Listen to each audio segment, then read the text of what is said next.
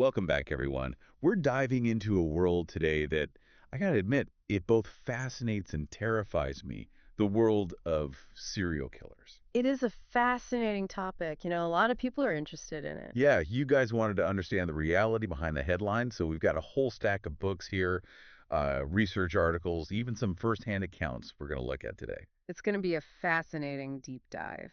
So first things first, um, how do we even define a serial killer? Well, you'd think it'd be simple, but it's actually a lot more complex. The FBI defines a serial killer as someone who commits three or more murders with a cooling off period between each crime. So there has to be a period of time between those three or more murders. Exactly, that cooling off period. It kind of suggests premeditation, a level of control, even detachment that sets them apart from other types of murders. It's a little chilling when you think about it. It is, and something interesting that we came across in our research. What about a killer who only claims two victims but fits the profile perfectly? Yeah, that's a really gray area, and the source material, it doesn't completely answer that. That's interesting. Yeah, it really makes you question, does the FBI definition need more flexibility? Perhaps there are individuals out there who would have continued had they not been apprehended. Oh, it's a really chilling thought. Okay, so let's move on to another misconception. The idea that all serial killers are driven by bloodlust. Our deep dive actually revealed a much more complex picture. Absolutely. I mean, the FBI categorizes homicides into four main types: Mm. criminal enterprise, personal cause, sexual, and group cause. And within those categories, you find such a huge range of motives. It's not so simple. Yeah. We found examples of killers who were just driven by profit, like Amy Archer Gilligan, who seemed like this very sweet nurse. Oh, yeah, she was something She else. poisoned patients for their inheritance money, and she did this with a lifetime care scam. Yeah, lifetime care, what a scam. It really just reminds you that evil can wear many masks. Right. And then you have the personal cause homicide. You think about Nathan Truck. He was driven by erotomania, which is a delusional disorder, where he thought he had this special connection with Michael Landon, the actor. Oh, wow. He killed five innocent people while he was stalking Landon, a warped sense of love and connection. That's so tragic. Okay, now sexual homicide is probably what most people associate with serial killers. But our research suggests it's not as straightforward as we might think. No, you're exactly right. Figures like Ted Bundy and Jeffrey Dahmer, they dominate our imaginations, I right? do. But they're actually outliers in terms of the sheer number of victims. It's not common. It's not. No, only a small percentage of serial killers are driven solely by, sadistic sexual motives. That's really It's interesting. usually a really complex mix of things. Yeah, and while we're talking categories, um, group cause homicides involving cults and gangs and Hmm. organized crime, it kind of feels like that's a whole other deep dive we should do. Oh, absolutely. I mean, that's a deep dive for another day for sure. But for now, let's stick with the individuals. So we've looked at the why behind these killings, but what about the how? That's what I was thinking. Like, how do they do this repeatedly and not get caught? They must have some pretty disturbing yet effective methods. They do. They develop their own patterns and techniques. We call this their modus operandi, or as you hear on all the TV shows, their MO. You're right, it's like their signature. And some of these MOs are just incredibly disturbing. Like, take, for example, Elizabeth Bathory, who is called the Blood Countess. She was infamous for her sadistic torture methods, silver pincers to rip flesh, branding irons, needles. I mean, she even made one victim eat her own flesh. That was just, oh my gosh, one of the most unsettling cases that Yeah. was hard to read about. Yeah, hard to even fathom that kind of cruelty. And then there's the toolbox killers. Lawrence Bittaker. He earned the nickname Pliers for his weapon of choice. Ugh. It's disturbing how these names they become synonymous with their brutal acts. It is. Another disturbing detail we came across, the Mad Butcher of Kingsbury Run. The way he dismembered the bodies and often decapitating them, it baffled investigators for years. Years. I know, it's crazy. Yeah, these cases really challenge your understanding of the human capacity for violence. They really do. However, it's worth noting that female serial killers, they tend to break these trends. They're less likely to engage in that really overt physical violence. Yeah, they're much more subtle. Yeah, they're more likely to be what we call stationary killers, nurses who kill their Oh, patients. like those Black Widows. Right, the Black Widows who marry and then murder for profit. Yeah, very different. Their methods are very different. Yeah, a lot more subtle. Yeah, and insidious. Okay, so we've talked about motive and method, but where do these crimes actually happen? Is there a pattern to the geography of murder? Well, our sources highlighted a few U.S. states with a statistically higher number of serial killers: California, Florida, Texas, New York, and Illinois. California, I guess that's not surprising given the size of the population. But what about the others? Why those states? Does something about their environment or culture contribute to this? That is a fascinating question. Unfortunately, it's really difficult to say. There's no single factor that explains it. Population density definitely plays a role. Providing more opportunities, they can operate undetected more easily. But our sources, they also suggest a possible link between social and political upheaval and this rise in serial killings. So the political climate. Yeah, like think about the former Soviet bloc and South Africa. They both had surges in serial killings after these periods of really intense repression and censorship. So it seems like there was almost like a release. Yeah, like some researchers, they theorize that rapid societal change, any kind of upheaval or periods intense control, followed by this sudden freedom, it creates a lot of instability. Oh, I see. Yeah, it disrupts social norms, and you can kind of think about it like pressure building up and then. Right, like. Exactly. And when that pressure releases, it can be really unpredictable. And, sometimes, unfortunately, it comes out violent. So are you saying that these states, while different in a lot of ways, maybe they share some underlying social or cultural conditions that lead to this? It's certainly a possibility. Okay. Adds another layer of complexity. It really does. Now, before we move on, I wanted to touch on something that really struck me. Um, the whole world of serial killer memorabilia. People collecting and selling items that are associated with these killers, from letters, artwork, even their personal belongings. It's a controversial topic, and understandably so. Right. I mean, some people see it as just morbid and exploitative, a way to profit off of tragedy or to Well, glorify violence, right? right. Others, they say it's like a form of historical preservation, trying to understand these individuals and the impact they had on society. Right, because they do have a big impact. They do. And one of the sources, I found this so interesting, they described most collectors as being, quote, slightly eccentric at worst, end quote. Wow. Slightly eccentric at worst, huh? Like, It makes you wonder where the line is, doesn't it? exactly. Where do you draw that line between eccentric and like morbidly fascinated with these people? Right, it's blurry, but you do have to remember that behind every piece of memorabilia, there's a real victim, a real family whose lives have been absolutely shattered by these crimes. Absolutely. And speaking of unanswered questions, a lot of these serial killers have never even been identified. So these crimes are still mysteries. So many. Yeah, Jack the Ripper, the Zodiac Killer, the Moonlight Murderer, those names have almost become mythical. they have Yeah. because they're like these ultimate unsolved mysteries. Exactly. And their stories continue to captivate us because I guess they represent the unknowable darkness that exists in the world, right? Yeah, and the idea that they were never caught, they were never held accountable, it's disturbing. It really is. It's like they vanished into the shadows and they've just left a trail of unanswered questions. Hmm. Chilling reminder that some predators, we may never bring them to justice. It really speaks to the limitations of our investigative techniques and that some cases, they may never be solved. It makes you wonder what kind of advancements might one day help us solve Well, these. I know what's coming in the future. Right. Like DNA analysis? I wonder, will that help? Yeah, it gives you a little hope. It does. Speaking of cracking cases, we noticed that female serial killers, they're often overlooked in popular culture. Hmm. But what we learned is that their methods and motives can be really intriguing. They challenge the image that we have, right? Total. Of the typical serial killer, like you said, the hypermasculine, imposing. Their crimes, they tend to be less overtly violent, Less about the brute force and more about cunning, manipulation, and exploiting vulnerability. Right, much more subtle. Yeah, a lot of times they're called, quiet killers. They operate under the They radar. fly under the radar. Yeah, and they blend in with society much better than their male counterparts often. And their methods, a lot of times it reflects their social roles and expectations. They may use poison or smothering, or less conspicuous means, Right.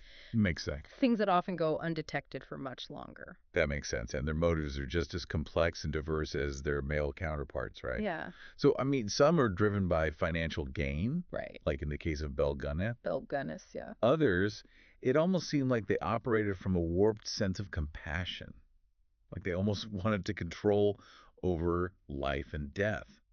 It's an interesting thought, right? It Like, is. take Jean Jones, for instance. The Texas pediatric nurse. Yes, she allegedly injected dozens of children with lethal drugs, Hmm. and some believe she did it because she wanted to be seen as a hero. Really? So Yeah, she was trying to, like, save them from something. right, from a perceived threat or just to exert this control that she had over their fragile lives. Chilling. It's a very disturbing example of how, even these seemingly benevolent professions can be exploited, They can be.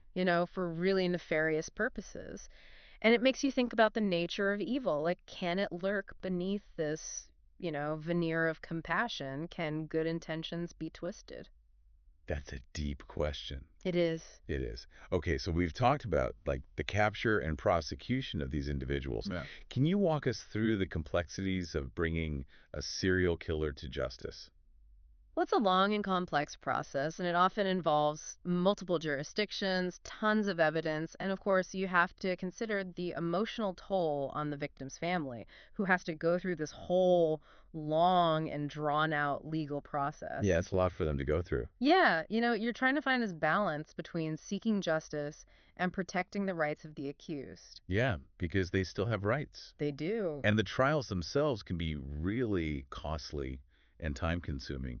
We read about the California serial killer single trial statute. Oh, yeah, that was interesting.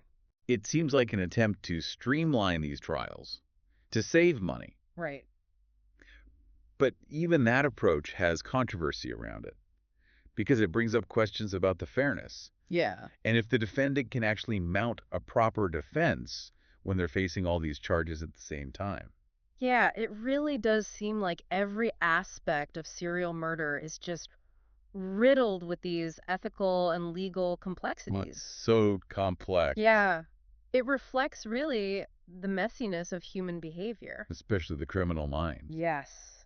And that brings us back to this FBI classification system. Yeah, so helpful, but maybe not always perfect. Right. It's helpful, but, it doesn't always capture the full picture. Right, and the definition requiring these 3 or more murders to be considered a serial killer, it might be excluding individuals who have all the hallmarks but haven't reached that number yet. Right. Maybe they got caught before. Exactly.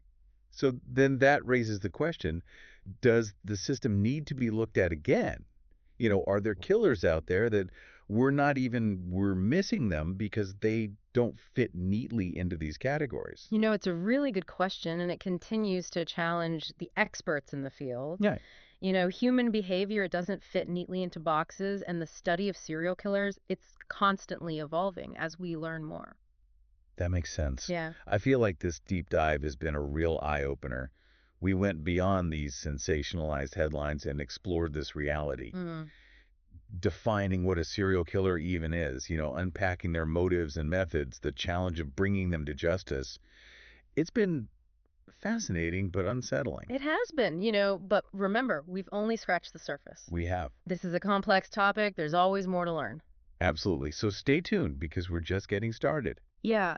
In the next part of this deep dive, we're going to delve even further into the psychology, exploring that need for control, societal factors, and the unsettling reality of the killers who are still out there unidentified.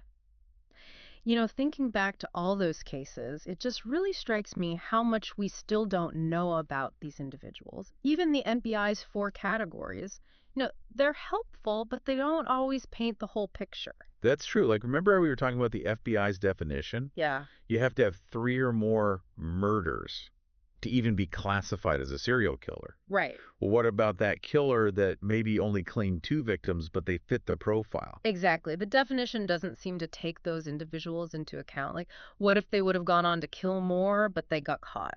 It just begs the question, are there like proto serial killers out there? Like they have all the warning signs, but they haven't crossed that threshold yet. It's a scary thought. It's like we're trying to take something that's inherently chaotic, like human behavior, Right. and put it in a box. Especially with criminal behavior, it's messy. Oh, it is so messy. You've got nature, nurture, circumstance, even random chance. All those things can shape a person's path. Right. And speaking of chance, we talked about the geography of murder. Why do some states have more serial killers than others? Is it just coincidence, or is there something else going on? Well, it's probably a few different things. States like California, Florida, Texas, they have bigger populations. So there's more opportunity. Exactly. More opportunity for anonymity. Right. A bigger pool of potential victims, unfortunately. But remember those examples we talked about, the former Soviet bloc in South Africa? Yeah. There's huge increases in serial killings after they had those periods of social and political, like, repression. It was like they were holding something back, and then all of a sudden, it was released. That's a good way to put it. It's like lifting censorship and control, and then, it led to this, like, release of, I don't know, this pent-up darkness. Yeah, some researchers, they think that rapid societal change, any kind of big upheaval, or like those periods of intense control followed by sudden freedom, it really destabilizes things. It makes sense. Disrupts social norms. Think of it like pressure building up, and then all of a sudden, It explodes. yeah, exactly. And that explosion, you can't predict it. Sometimes it's violent, unfortunately. So are you saying that these states that have higher rates, and they're all different in a lot of ways, but maybe they share some underlying social or cultural conditions, like things that kind of create, I don't know, a breeding ground for this? It's definitely a possibility. It's complex, but it's worth thinking about. It reminds us that these killers, they don't just appear out of nowhere. They're a product of their environment, shaped by so many different things. That's a really good point. It makes you wonder how many potential serial killers are out there that maybe didn't become serial killers because those conditions weren't there. That's a thought, isn't it? It just really shows you how important it is to understand the bigger picture. But okay, let's switch gears for a second. I want to go back to the psychology of serial killers. We touched on their need for control a bit, but I think it's worth digging a little deeper. Yeah, for sure, because it seemed like that was a theme in a lot of the cases that we looked at. Oh, absolutely. A lot of serial killers, I mean, no matter what their motive is, they have this deep need to, like, control other people. To have power. Yeah. It's almost like they feel this lack of control in their own life. So to compensate, they try to dominate others. And it comes out in some really horrific ways, unfortunately. Right. They want to impose their will on the world, create a world where they feel like they have that control that maybe they don't have in their own life. Exactly. And you see this reflected in like their planning, their rituals, the way they create these personas to trick their victims. Like take Ted Bundy, for instance. He was so charming. Right. He was known for that, like so charismatic, so normal. And he used those things, to get close to his victims. He was a master manipulator. Wow. So he had this carefully constructed, like, facade. Exactly. Hiding all that darkness. And his case isn't unique, right? A lot of serial killers are described as charming. Like they can blend in. They blend in. Oh, yeah. That's what makes them so terrifying, right? It's terrifying. You don't expect it. They just exploit all of our assumptions about who can and can't be violent. It's hard to wrap your mind around. Mm. And their need for control, I mean, sometimes it goes even beyond the killing itself. Oh, for sure. Like, remember the toolbox killers? Yeah. They didn't just plan and carry out those crimes. They documented everything. Oh my gosh, yeah. Like audio recording. Yeah, of their victims suffering. It's just, why? Why would you want to relive that? So awful. It's like they want to hold on to that control even after the act is over. They turn these awful crimes into, like, trophies. It's really disturbing. Yeah, it's a way to revisit and just revel in those moments where they felt powerful. And that kind of brings us to another disturbing aspect, that public fascination with serial killers. We talked about the memorabilia, but I think it's even bigger than that. I think so too, like the whole true crime thing. Yeah, the books, the documentaries, podcasts, even, it's huge. It's everywhere. I mean, why are we so drawn to these stories? It's kind of messed up. Is it just morbid curiosity? Or is there something else to it? I wish I knew. I mean, experts have been debating this for years. Some say it's because we have this primal fear of the unknown. We want to understand what we're scared of, that darkness that's out So I there. make sense of it. Yeah. Others think maybe we're just trying to experience that thrill, that danger, but from a safe distance. I mean, I can see that. It's like a Yeah. little adrenaline rush. Right. And then there's the puzzle aspect, too, trying to understand why they did it. Right. Like, figure out the clues. Right. Unravel the mystery. That's definitely part of it. I think there's also that feeling that, if we understand these killers, their patterns, their motives, Yeah. maybe we can prevent it from happening again. Oh, for sure. Knowledge is power, right. Right. And maybe in this case, knowing could actually save lives. If we understand those warning signs, maybe we can make better choices. To protect ourselves and others. Exactly. And hopefully prevent more tragedies. But, it's unsettling, right? Because there are a lot of serial killers who haven't been identified. Their crimes are still mysteries. Yeah, like we were saying earlier, Jack the Ripper, the Zodiac, the Moonlight Murderer, those names, they're like ingrained in our minds. Yeah. Not only for how brutal they were, but because it's a mystery. Yeah, and they've almost become mythical, like the ultimate example of evil winning. They were never caught. Never held accountable. It just makes you feel uneasy. It does. Like they disappeared into thin air. And left a trail of questions. Right, and this chilling reminder, like, some of these predators, they're out there, and we may never bring them to justice. Wow, it's heavy. Yeah. And even when they are caught, the legal process can be really, really difficult. Like we talked about earlier, California tried to streamline these trials. Right, he did. With that serial killer single trial law. But it brought up a lot of questions about fairness. It did, because everyone deserves a fair trial, right? It do. Even those accused of the worst crimes.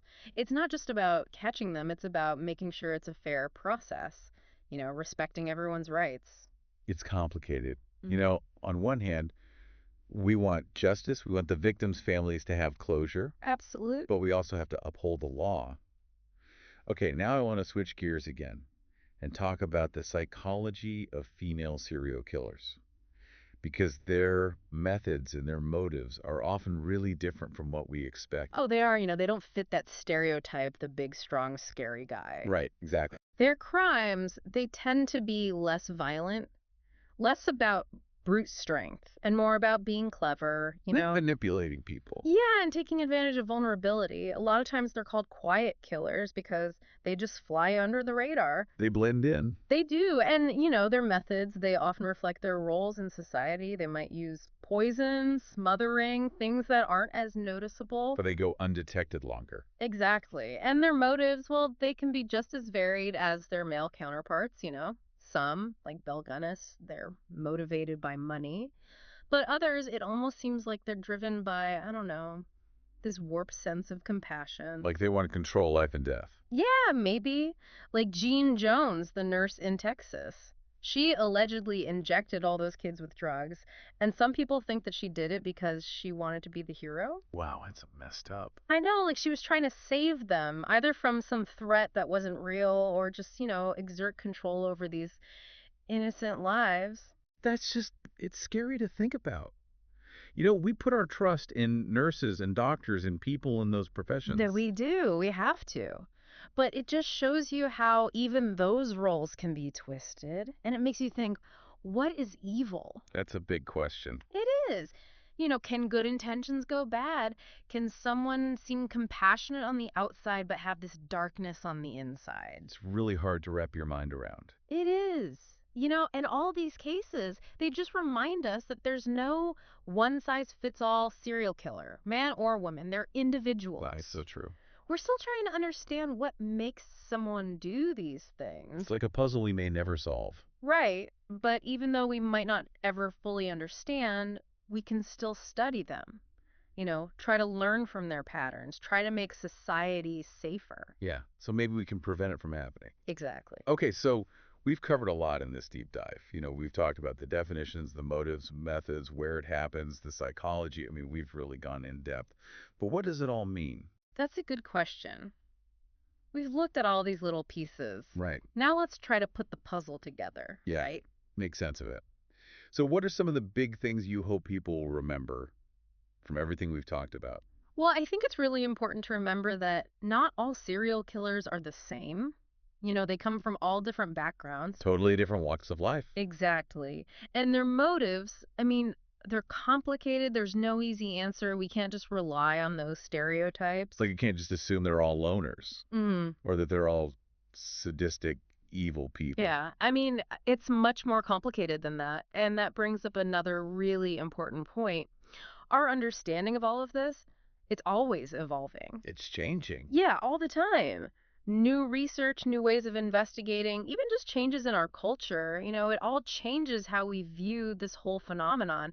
What we thought we knew even just 10, 20 years ago, it could be completely different now. That's a great point. So it's not a static field, it's always changing.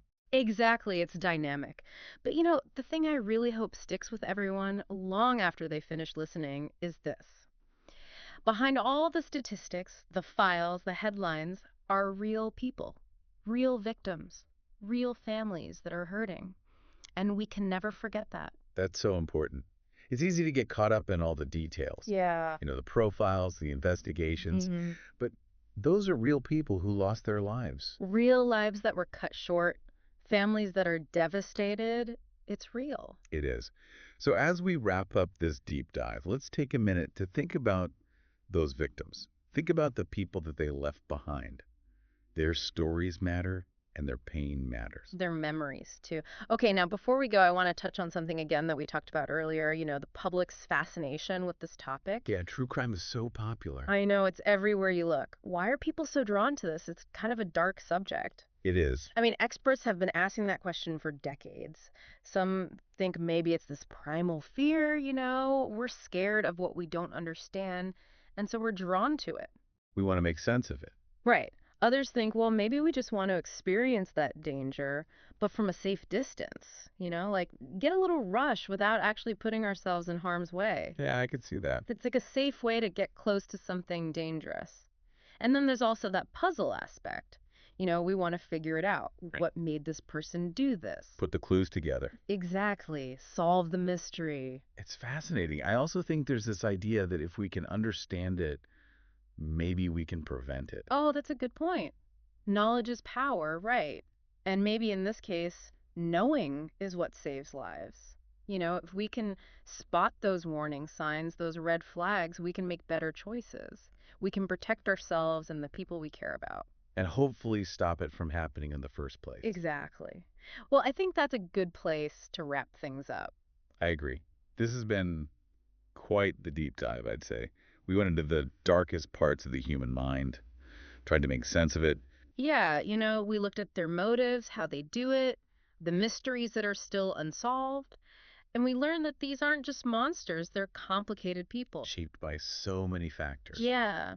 And we may never truly understand what makes someone become a serial killer, but that doesn't mean we can't study it, learn from it, and try to make our world a little safer. Absolutely. So thank you so much for joining us on this journey.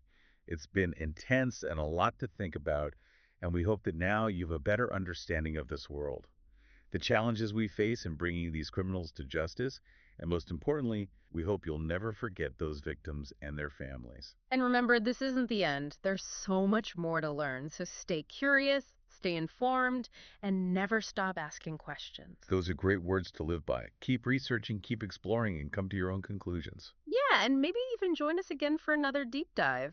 We'll be exploring lots of other interesting topics. Until then, stay safe, be aware, and remember, the world is full of surprises, both good and bad.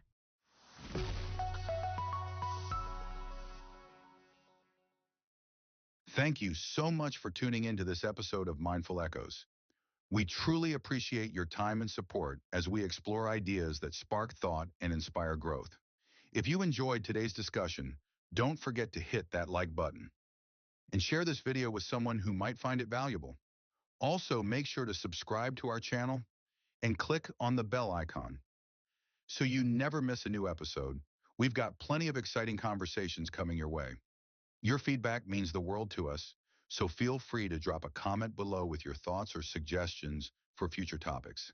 Thanks again for being part of the Mindful Echoes community, and we'll see you in the next one.